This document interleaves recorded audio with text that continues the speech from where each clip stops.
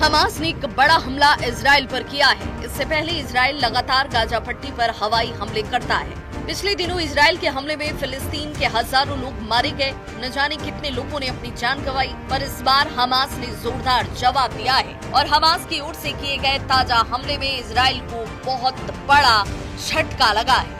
ये साल का सबसे बड़ा हमला माना जा रहा है। जो सूचना सामने आई है उसके मुताबिक देर रात हमास की ओर से खतरनाक रॉकेट फायर किए गए। सबसे बड़ी बात ये कि जो रॉकेट फायर किए गए वो बहुत कम समय में एक साथ कई मारक फायर कर सकता है। हमास की ओर से इससे पहले भी एक साथ कई रॉकेट फायर किए गए। आधे से ज्यादा रॉकेट इजराइल में सटीक ठिकानों पर गिरे। जिन ठिकानों पर हमास ने निशाना साधा वो पूरी तरह से बर्बाद हो गए। इजराइल का एयर डिफेंस सिस्टम एक बार फिर पूरी तरह से फेल नजर आया।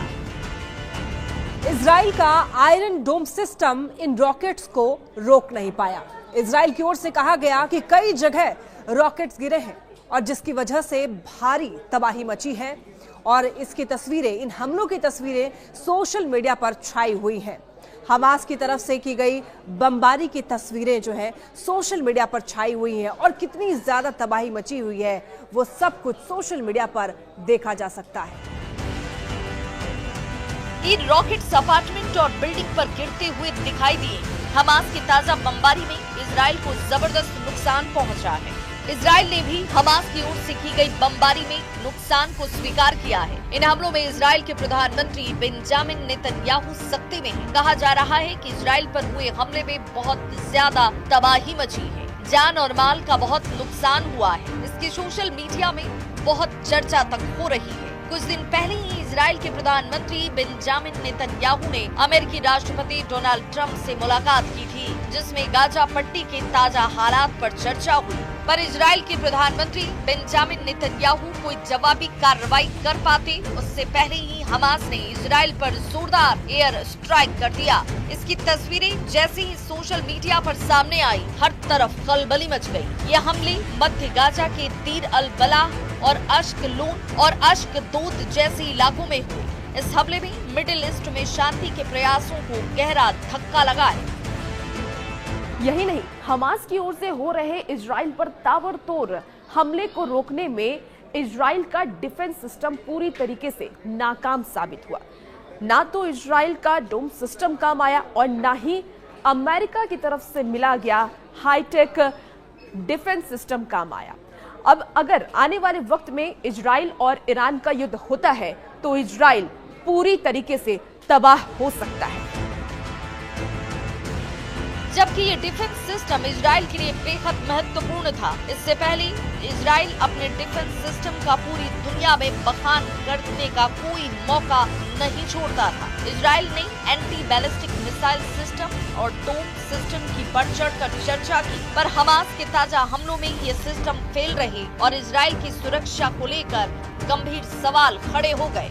अब हर तरफ यही सवाल उठ रहा है कि आखिर इजराइल का सुरक्षा तंत्र क्यों फेल साबित हुआ। हमास को ऐसे ताकतवर हथियार कहां से मिले जिसने इजराइल में जोरदार तबाही मचाई। गाजा पट्टी में पिछले कुछ दिनों के अंदर इजराइल ने जबरदस्त तबाही मचाई थी। इजराइल की सेना गाजा पट्टी के कई अंदरूनी इलाकों में पहुंची थी। इसके बावजूद हमास ने हार नहीं मानी और इजराइल पर जोरदार बमबारी करके पूरी दुनिया को चौंका दिया।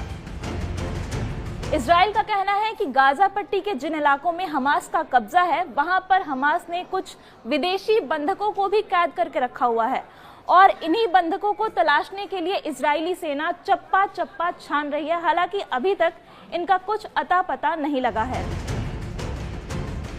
ये भी कहा जा रहा है कि ईरान की ओर से हमास के अल कासिम ब्रिगेड के पास लगातार गोला बारूद की सप्लाई हो रही है। इन हमलों ने साफ संकेत दिया कि हमास झुकने को तैयार नहीं है। हमास ने ये कह दिया है कि इजराइल लगातार हमले करता रहा तो बंधकों की सही सलामत वापसी पर कोई वादा वो नहीं कर सकता है। इजराइल अमेरिका से चाहे कोई भी डील कर ले। हमास ने दावा किया कि फिलिस्तीनी गाजा पट्टी से हटने वाले नहीं। अगर इजराइल जबरदस्ती फिलिस्तीनियों को गाजा पट्टी से हटाने की कोशिश करेगा तो इजराइल की ये कोशिश सफल नहीं होगी। इसीलिए हमास के लड़ाके एक के बाद एक इजराइल पर लगातार अटैक कर रहे हैं और मिसाइलों के ताबड़तोड़ वार से इजराइल को मिट्टी में मिलाने पर आमादा हैं।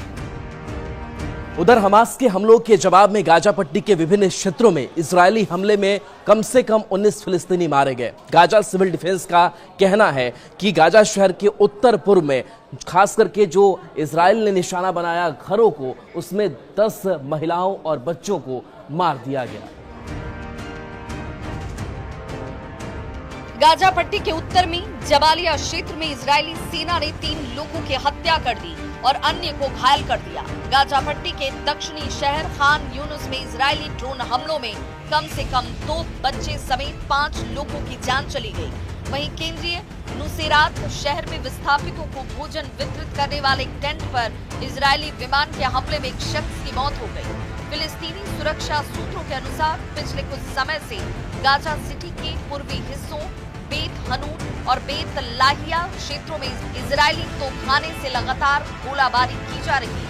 इस बीच हमास के सशक्त विंग अल कसर ब्रिगेड ने एक बयान में कहा कि उसके लड़ाकों ने गाजा सिटी के पूर्वी हिस्से में स्थित अल वफा अस्पताल के पास 3 इजरायली मकारवा 4 टैंकों को निशाना बनाया।